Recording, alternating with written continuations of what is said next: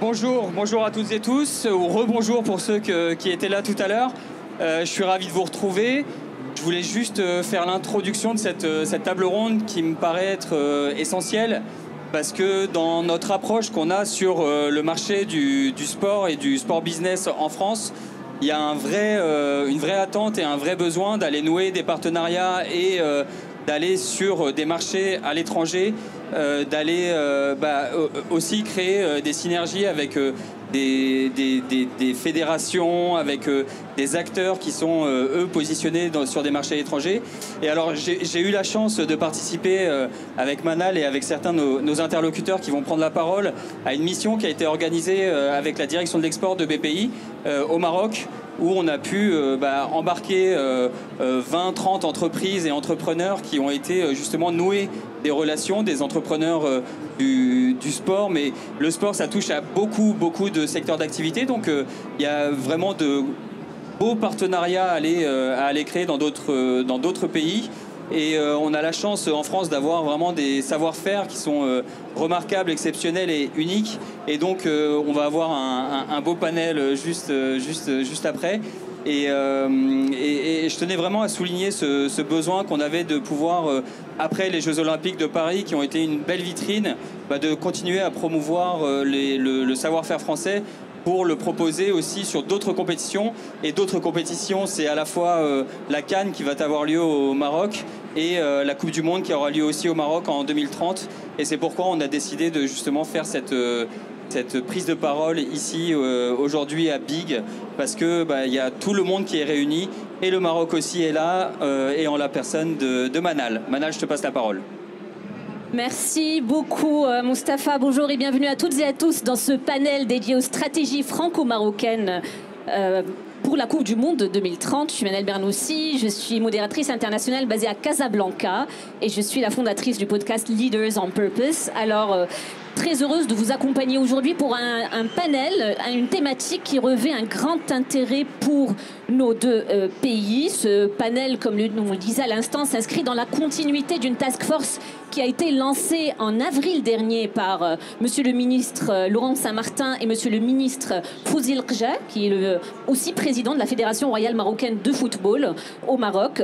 Et l'idée, c'était de réunir deux délégations d'affaires. Donc, une délégation française et marocaine se sont rencontrés, dont certains sont ici, je vois aujourd'hui, pour identifier des opportunités business concrètes. Parce qu'en effet, pour nous au Maroc, la Coupe du Monde 2030 est bien au-delà qu'un événement sportif, c'est un véritable levier stratégique pour renforcer les partenariats, pour créer aussi tout un élan pour l'ensemble de la société. On le voit comme quelque chose de durable. Alors, cette table ronde mettra en lumière des dynamiques de coopération bilatérale, les opportunités d'investissement également et les synergies publiques-privées autour des infrastructures sportives. Et pour en parler aujourd'hui, j'ai le grand plaisir d'être accompagné par un panel de haut niveau, comme on le dit. Alors, parmi nous aujourd'hui, monsieur Bertrand Picard, directeur général de Natural Grass. Bonjour et bienvenue à vous. À côté, madame Claudia Godio, qui est présidente de la Chambre de commerce j'ai perdu, française au Maroc. Et puis Louis Gendry, qui est aussi partenaire chez Roland Berger. Alors, sans plus tarder, et pour démarrer la conversation, je vais démarrer avec vous, Claudia. Vous êtes donc présidente de la Chambre française de commerce et d'industrie du Maroc. Pour nous mettre un petit peu dans l'ambiance, comment est-ce que vous percevez l'évolution de la coopération franco-marocaine et quelles sont les bases de ce partenariat renouvelé depuis la visite du chef d'État Emmanuel Macron en octobre dernier au Maroc? Alors, bonjour à tous. Merci Manal pour cette introduction. Très heureuse d'être avec vous aujourd'hui et encore plus heureuse de parler du Maroc et de voir qu'il est à l'honneur partout en France ces derniers temps. D'une part parce qu'effectivement notre président est venu nous rendre visite en novembre dernier à Rabat et à Casablanca et bien entendu avec pas mal de délégations que nous recevons depuis plusieurs mois. La Chambre de commerce aujourd'hui s'inscrit évidemment dans dans les liens, comment dire, historiques qui lient nos deux pays, hein, évidemment, la coopération et faire en sorte que l'exigence des deux pays soit respectée, la compétitivité, l'innovation, l'emploi et la durabilité.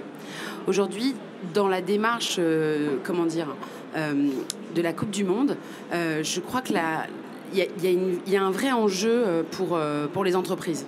Les entreprises françaises peuvent s'inscrire dans cette démarche dès l'instant qu'évidemment elles prennent connaissance des sujets et de voir comment ça se passe sur le territoire.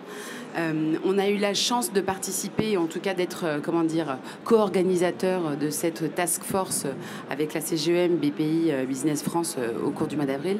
Et on est très heureux d'avoir participé à cette opération puisqu'on a quand même accueilli à peu près une cinquantaine d'entreprises qui sont venues et qui aujourd'hui sont dans la démarche de signature et qui s'installent. Donc c'est vrai que les opportunités sont là. On note également qu'à l'horizon 2030, il y a des perspectives considérables sur tous les niveaux, à tous les niveaux, que ce soit l'énergie renouvelable, que ce soit évidemment sur le domaine sportif, comme vous le faites dans votre métier, l'accompagnement, les structures.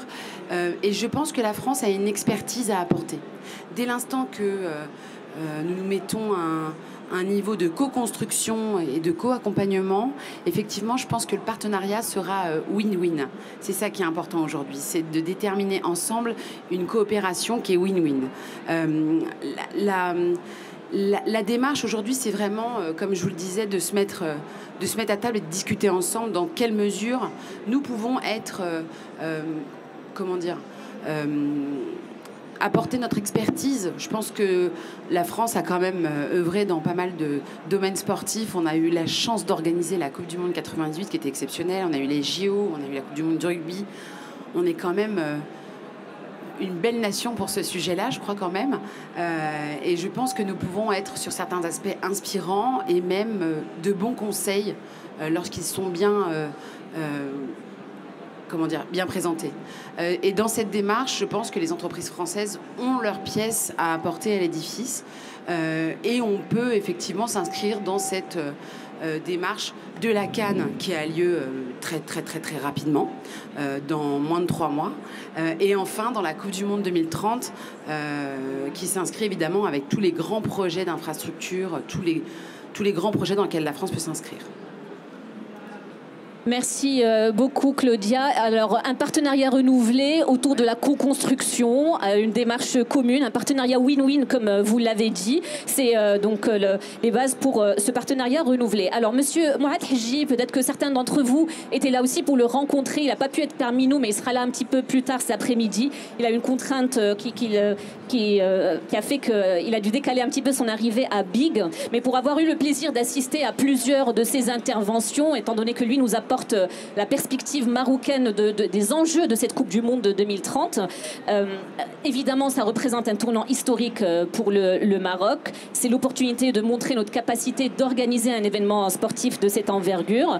C'est aussi l'occasion d'impulser une dynamique économique pour l'ensemble de la société, au-delà de l'aspect infrastructure. Et bien évidemment, des occasions de renforcer les partenariats sur différents secteurs clés, que ce soit la mobilité, le tourisme, les infrastructures.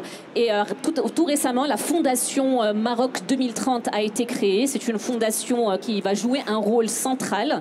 Elle permettra de coordonner toutes les composantes et de s'assurer que les travaux soient accélérés dans les délais et que les retombées positives perdurent. Alors, Bertrand Picard, vous êtes le fondateur de Natural Grass, une entreprise spécialisée dans la construction et la rénovation des surfaces sportives de haut niveau. Vous êtes déjà implanté au Maroc. Vous contribuez à cette dynamique justement de partenariat entre les deux pays. Selon vous, avec votre expérience, quel est le facteur clé de succès lorsqu'il s'agit de s'implanter dans un marché nouveau, notamment au Maroc, pour inspirer les entreprises présentes parmi nous? Et quelles sont les conditions pour réussir cette collaboration?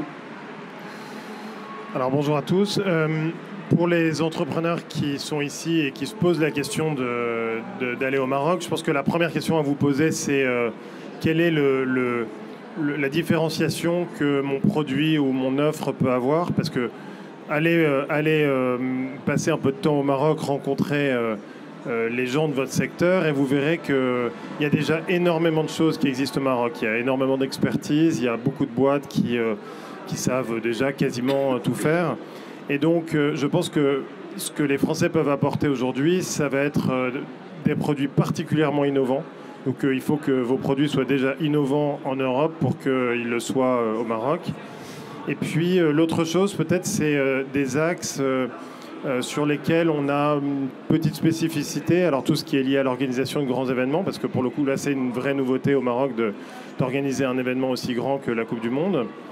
Ou alors peut-être des choses sur des axes plutôt liés à l'environnement ou au développement durable. Même si nous, on a été vraiment impressionnés quand on est allé au Maroc de voir que sur l'axe principal pour nous, qui est celui des économies d'eau, les Marocains étaient beaucoup plus avancés que les Français. Donc, premier axe, je dirais, c'est quel est le niveau d'innovation de votre offre. Et puis le deuxième axe, c'est que pour se développer au Maroc, à mon sens, enfin notre expérience, nous a montré que le plus important, c'était la qualité de votre partenaire local. Il faut faire des partenariats locaux et c'est un tremplin énorme. Et donc, il faut arriver à comprendre qui sont les bons partenaires et les mauvais partenaires, parce que ça existe aussi. Donc nous, on a essayé de s'implanter au Maroc il y a une dizaine d'années. On avait le mauvais partenaire, il nous a baladés dans tous les sens, il a été très sympa. On a passé des bons moments. On est allé dans des bons restaurants et puis on n'a pas fait 1 euro de chiffre d'affaires. Et puis un jour, on a fini par trouver le bon partenaire et là, ça a été très très rapide. Et la manière dont ça fonctionne pour nous, et je pense que ça fonctionne souvent, c'est qu'il faut arriver à faire une juste répartition des revenus entre votre partenaire et vous. Et donc nous, notre partenaire, il a une part très importante de la production. Tout ce qui peut être fait localement, on le laisse à notre partenaire local et on apporte juste la petite plus-value technologique qu'on est capable de mener, avec aussi une optique d'embaucher du monde localement et de faire du transfert de technologie. Donc voilà, donc il faut je sais plus, tu disais tout à l'heure, faire des partenariats win-win. Clairement, au Maroc, c'est indispensable. Merci beaucoup Bertrand. Donc l'innovation d'abord, puis l'identification de partenaires locaux. Donc profiter de cette occasion pour networker, rencontrer des partenaires potentiels. C'est vrai que c'est un volet clé, la connaissance du marché local, la connaissance aussi de la culture, la façon de faire marocaine est absolument indispensable. Et je pense que la Chambre de commerce et tout ce que fait la BPI font un travail exceptionnel pour faciliter ces rencontres-là. Alors Louis Gendry, vous êtes partenaire chez Roland Berger, qui est également présent au Maroc. Tout à fait. Vous vous occupez de la partie loisirs qui comprend le volet sport et donc football. Ouais. Avec votre regard de conseil en stratégie, quelles sont les conditions pour réussir cette collaboration France-Maroc autour de la Coupe du Monde? Alors, merci. Alors, vous entendez bien? C'est bon? Ouais, merci. Donc, déjà, ça a été dit, mais il faut le rappeler, la situation politique entre la France et le Maroc est assez bonne depuis un an, un peu depuis la visite de l'année dernière. Donc c'est évidemment un premier point qui est positif. Le deuxième point, malgré tout, qu'il faut avoir en tête, c'est que le Maroc, c'est une économie de marché. Voilà, il faut trouver des bons partenaires, mais c'est pas parce qu'on est français et que la France est en bon terme avec le Maroc que forcément les opportunités s'ouvrent. Donc il faut avoir bien en tête que voilà, la compétitivité des offres françaises, on en a des exemples ici, est un élément important et que le contexte politique est un facilitateur, mais évidemment ne remplace pas la qualité des offres.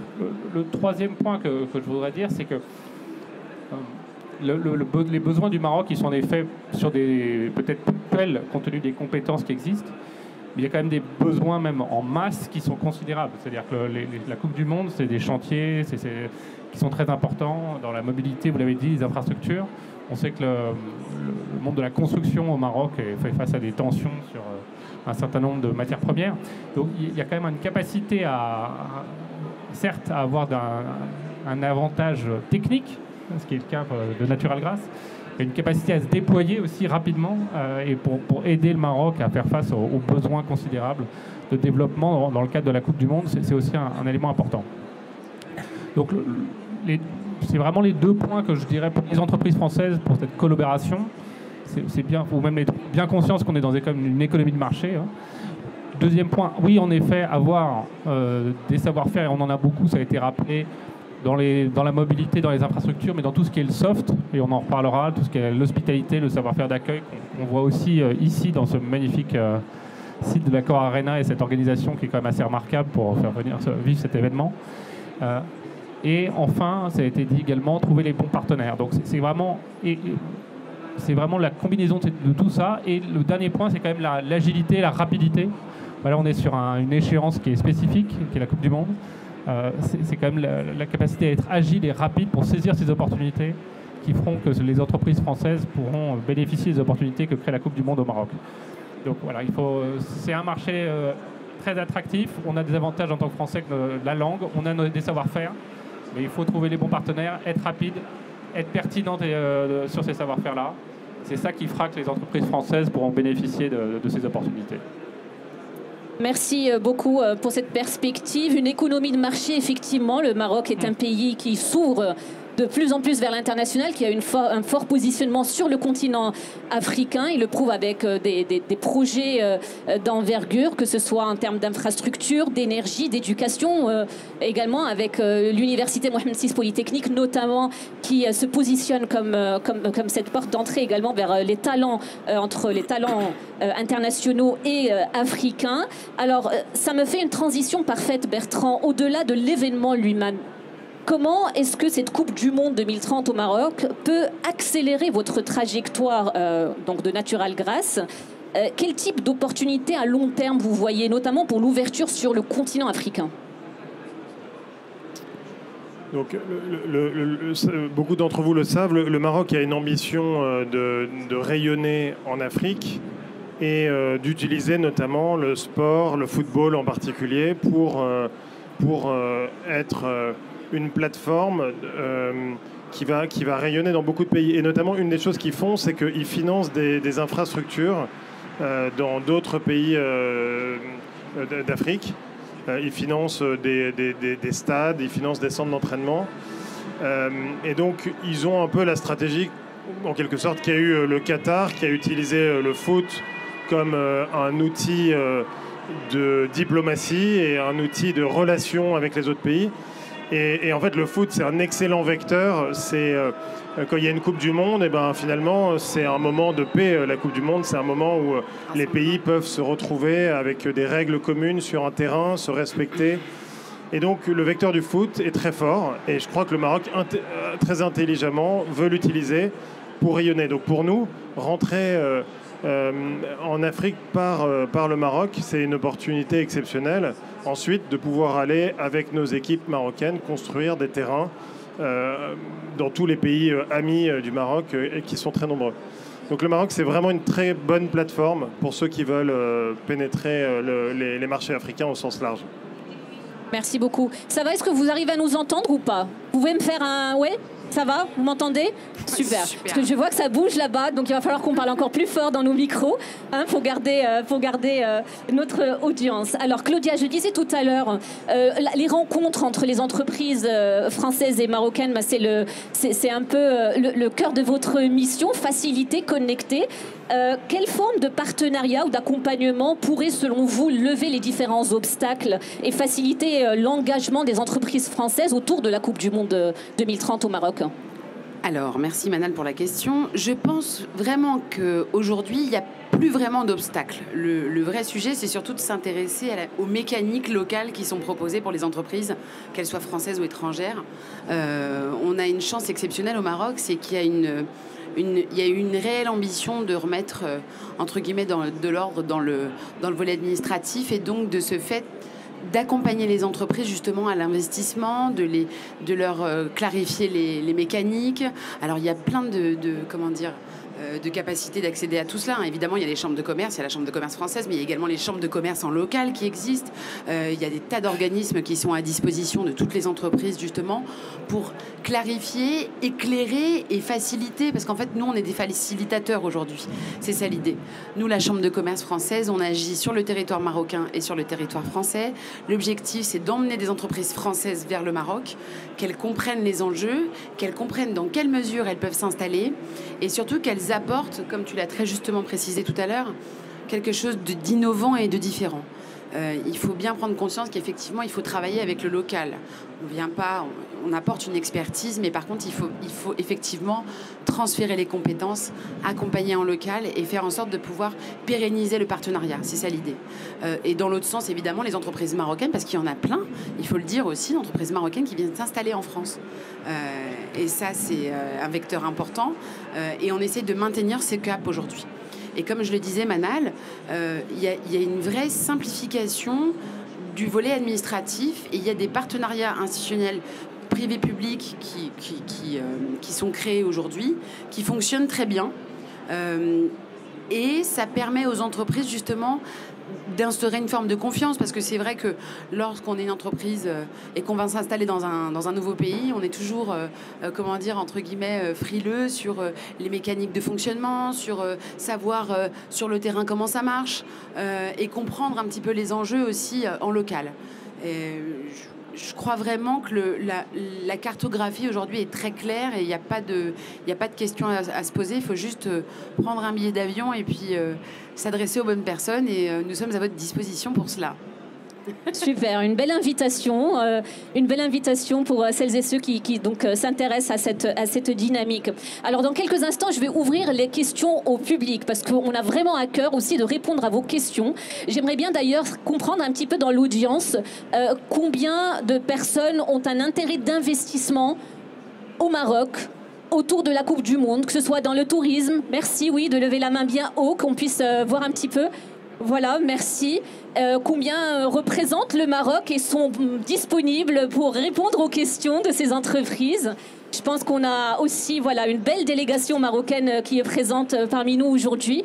Et donc, dans quelques instants, on va ouvrir le débat au public. Donc, n'hésitez pas à vous rapprocher et on va faire circuler le micro. On profitera de la présence de nos panélistes pour répondre à un maximum de questions.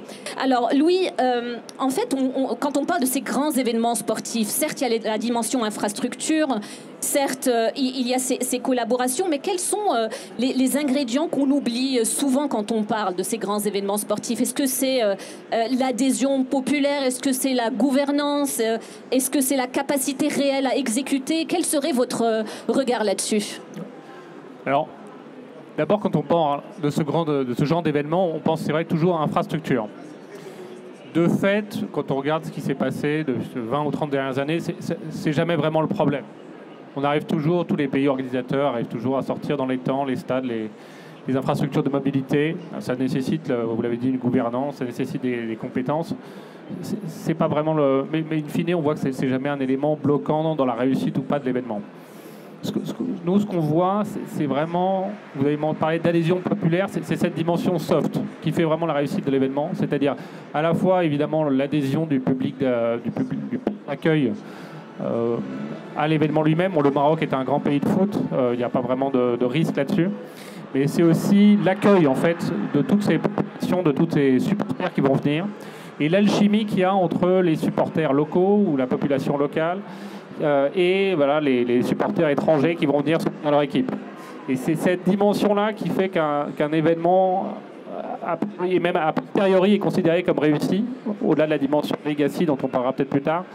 Et c'est cette dimension sur laquelle il faut faire, qui est vraiment difficile, technique, mais sur lequel la France peut apporter, compte tenu de la réussite de l'Euro 2016 et des JO et de la Coupe du Monde.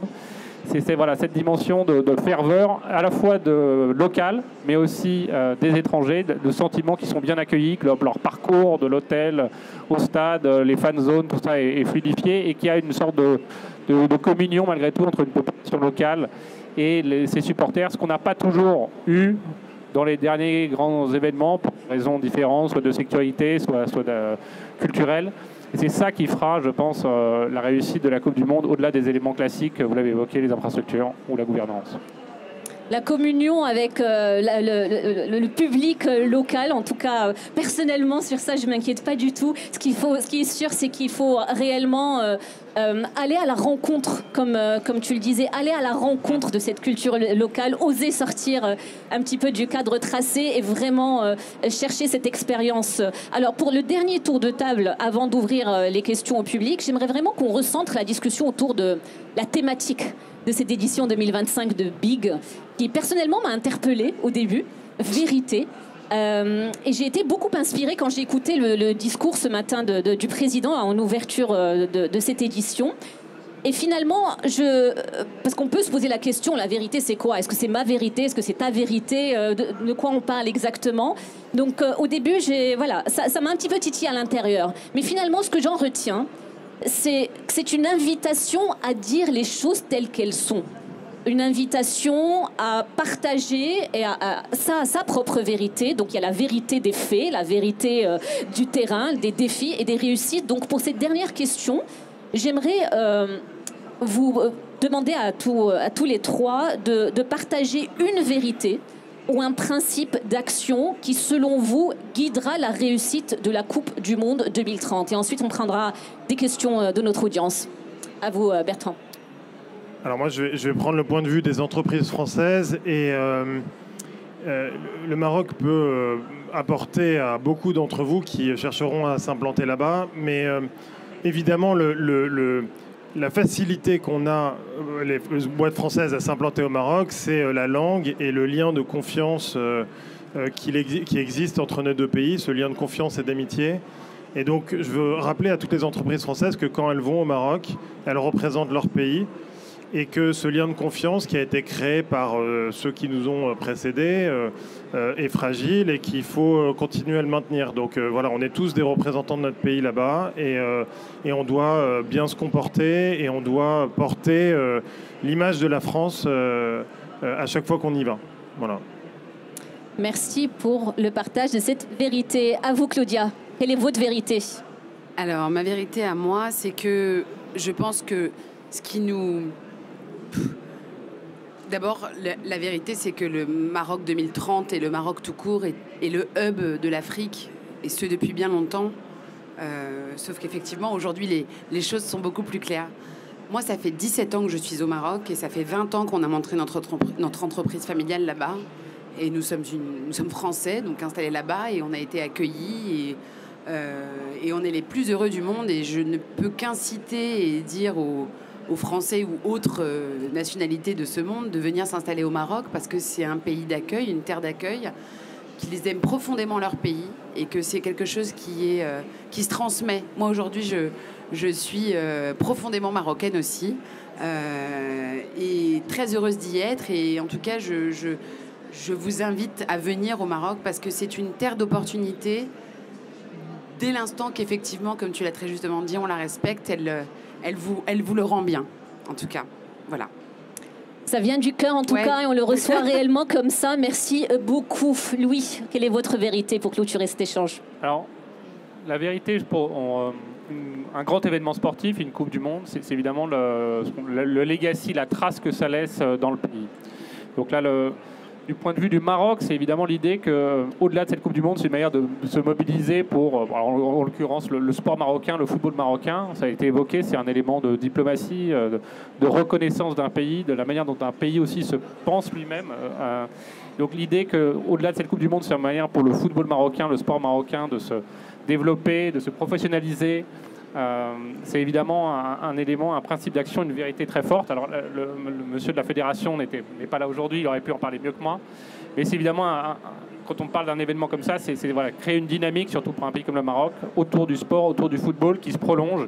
Et dans le cadre, notamment dans le sport professionnel marocain, le football professionnel marocain. Et donc, si on se replace du point de vue des entreprises françaises, c'est essayer de s'inscrire aussi dans ce temps long. C'est-à-dire que voilà, une Coupe du Monde, c'est des contrats one shot, one spot. Et donc, c'est des grosses opportunités. Mais l'idée, c'est essayer justement de s'inscrire dans ce temps long et de s'inscrire dans cette trajectoire de développement du sport et du football au Maroc. Voilà, c'est ces principes d'action qui doivent animer à la fois, et qui animent déjà en fait la fédération et le Maroc, et qui doivent animer aussi, je pense, les entreprises françaises qui souhaitent saisir ces opportunités. Et c'est des opportunités ponctuelles, mais aussi des opportunités de long terme. Et voilà, c'est ce mix des deux qui, en fonction des différentes entreprises, des différentes compétences que vous avez, qu'il va falloir équilibrer. S'inscrire dans le temps long, penser à des partenariats de longue durée, au-delà de simplement l'opportunité du moment. Alors, Mesdames et messieurs, encore une fois, nous souhaitons réellement répondre à vos questions, à vos interrogations. Donc je vais vous demander de lever la main bien haut. Voilà, et nous, on est vraiment intéressés de savoir quels sont les secteurs d'activité qui vous intéressent autour de cette Coupe du Monde 2030. Je vais me rapprocher et je vous en prie, venez. Et présentation rapide, juste le secteur et puis votre question au panel. Merci. Merci beaucoup, merci pour vos prestations. Moi, je m'appelle Hamza Dardo, je suis fondateur d'une société d'ingénierie dans les smart buildings. Et en fait, donc, on a l'ambition dans les smart buildings. Et en fait, donc, on a l'ambition justement en fait, donc, de nous installer au Maroc. Donc, justement, en fait, donc, l'opportunité de la Coupe du Monde, etc. Donc, c'est une belle opportunité. Et ma question est comment trouver en fait donc, la bonne porte d'entrée, en fait, les bons réseaux, les réseaux internationaux, etc. Les bonnes plateformes, mais aussi comment trouver les partenaires de confiance localement. Merci beaucoup. Donc le e-sport, et je pense qu'on va répondre à votre question dans quelques instants. D'autres secteurs d'activité représentés? Oui, monsieur? Bonjour, merci. Mohamed Berkel, dans le domaine de la santé. J'entends rien, moi. Oh, vous non plus? Dans le domaine de la santé, oui. Donc la kiné, tout l'appareillage, etc. Je suis marocain. Et donc j'aimerais la même question, c'est comment, où, faut parler à qui.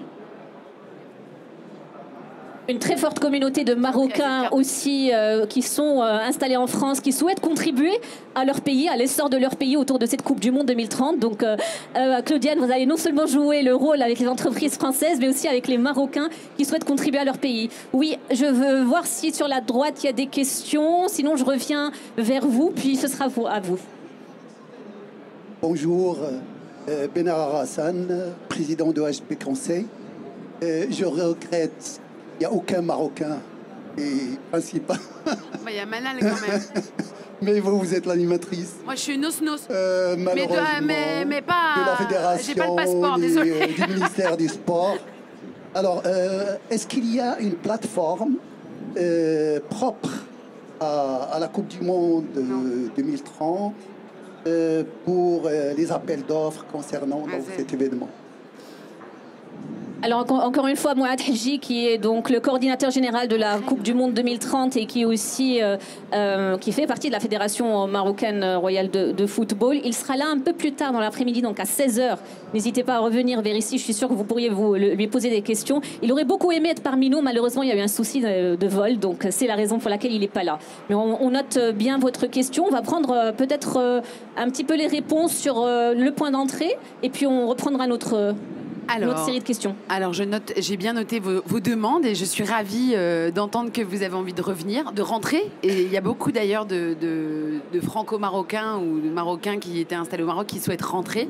Ça, c'est génial parce que ça veut dire que les gens souhaitent revenir et œuvrer et participer à l'essor du pays. Aujourd'hui, il y a plein de points d'entrée. Il y a la Chambre de commerce française, évidemment. La porte est ouverte, vous êtes bienvenus. Il peut y avoir BPI également. Ça dépend sur quel aspect. Il peut y avoir également les chambres de commerce locales en ville, les chambres de commerce de Grand Casablanca, chambre de commerce de Tanger, enfin, il y a des tas de possibilités en fait d'entrée. Je pense que l'ambassade aussi. Ah oui, le SER est quand même assez active aussi sur. Mais il vous redirigera. Voilà, et après il vous redirigera, mais c'est aussi une porte d'entrée. C'est aussi une porte d'entrée. Tu as raison. Et je vais me permettre de parler aussi sous le contrôle du président de l'UM6P qui est parmi nous. Il y a une forte délégation. Je sais qu'il y a un programme dédié aussi pour créer le lien entre les Marocains résidant à l'étranger qui souhaitent contribuer à leur pays. Donc n'hésitez pas aussi, il y a une forte délégation présente de l'UM6P. L'équipe certainement apportera beaucoup plus de renseignements que moi-même. Alors, nous allons prendre encore 2 questions ici.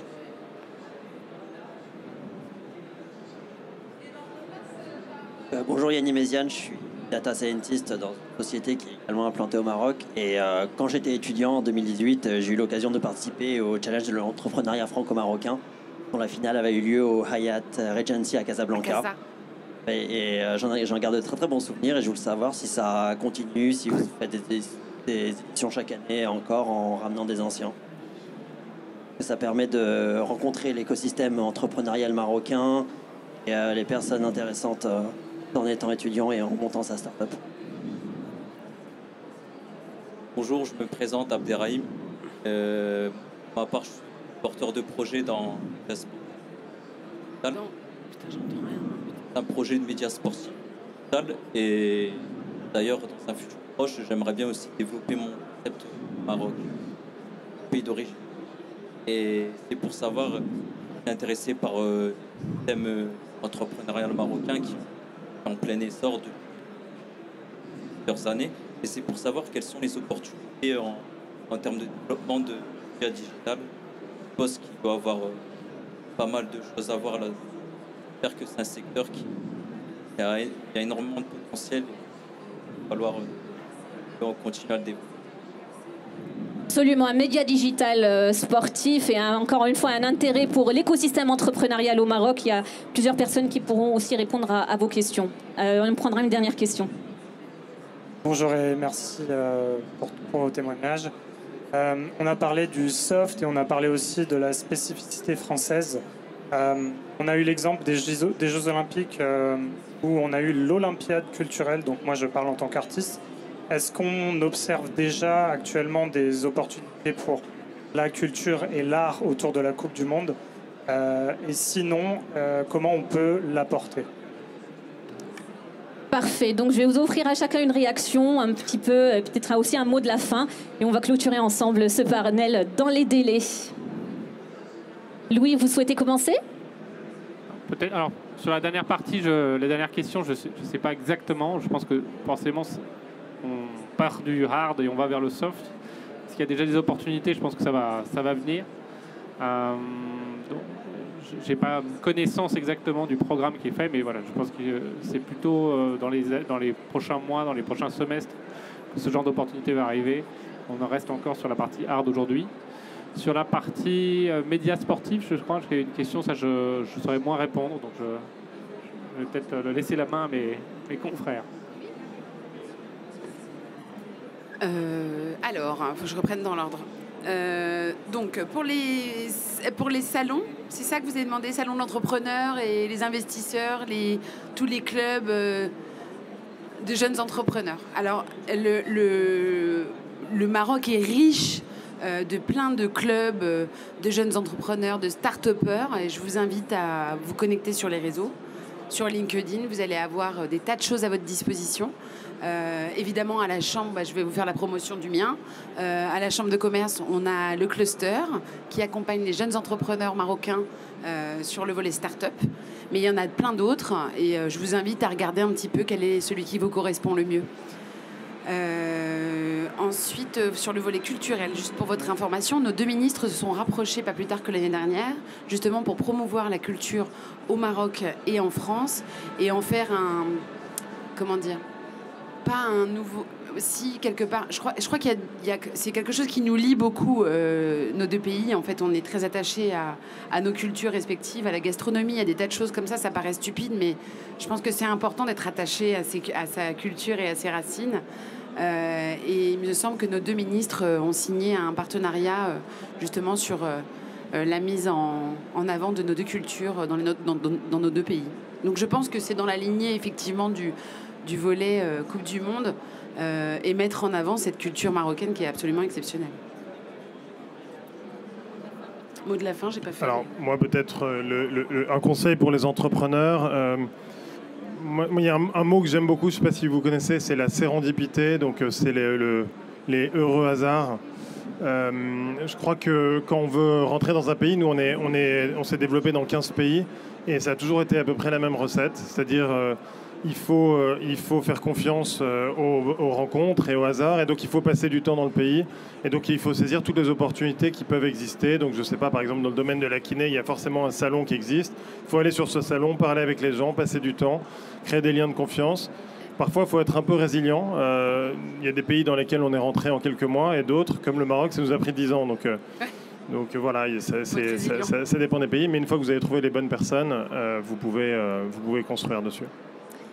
Merci beaucoup à vous pour ces réflexions riches et profondes. Ce qui en ressort en tout cas aujourd'hui, c'est que la vérité, pour reprendre le thème de cette édition de la Coupe du Monde 2030, ne va pas se limiter aux infrastructures ou à l'organisation, mais réellement à notre capacité collective d'en faire un projet porteur de sens. Ce qui est sûr, c'est qu'il y a une forte volonté de part et d'autre pour approfondir ce partenariat franco-marocain.